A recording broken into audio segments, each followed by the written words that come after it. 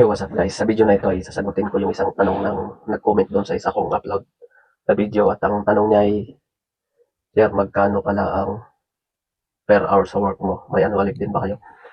Pasensya ka na sir kasi hindi ko pwedeng i-disclose kung magkano yung sinasahod ko dito na per hour. Dahil nakalagay yan doon sa payslip namin na yan ay confidential. Pero para masagot ko yung tanong mo, may papakita ako sa'yo. Tara. Ayan sir, dahil nga bawal kong i-disclose yung sahod ko, dito tayo titingin sa workabroad.ph. Bibigyan kita ng clue. Hindi ang lalayo sa kung magkano yung sinasahod ko ngayon.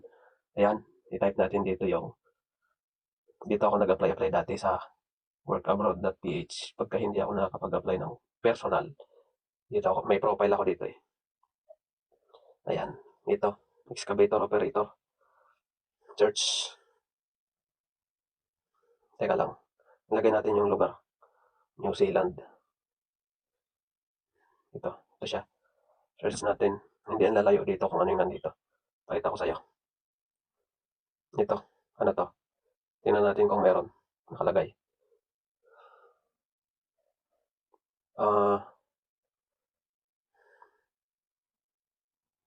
Wala. Wala nakalagay sir. Wait lang sir. Concrete pump operator. Ito sir, 28 to 29.69. Tingin pa tayo. Operator yan New Zealand yan. Ito New Zealand din. Operator din siya pero hindi siya excavator. Dito naman ay 30 per hour. Yan. Diyan lang yung naglalaro sir. Yung sahod dito. Pero hindi ko pwedeng sabihin kung magkano. Direkta.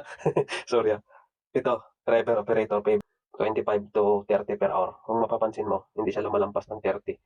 Ito naman 26.50 pa po hanggang 27. Ay, New Zealand din yan. Ito. Tingin pa tayo. Tingnan natin kung naka-disclose dito yung sahod. Pag nag-hiring naman sila, inaano nila yung sahod eh.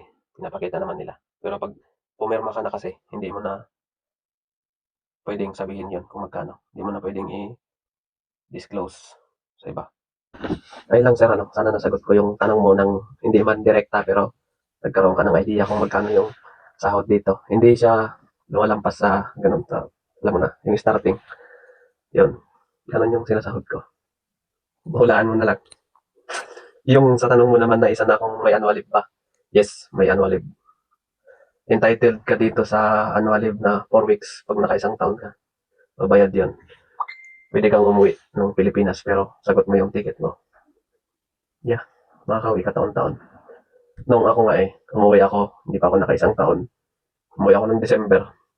Pero wala pang 4 weeks yung annual leave ko. Yung naipon kong annual leave. Pinayagan naman.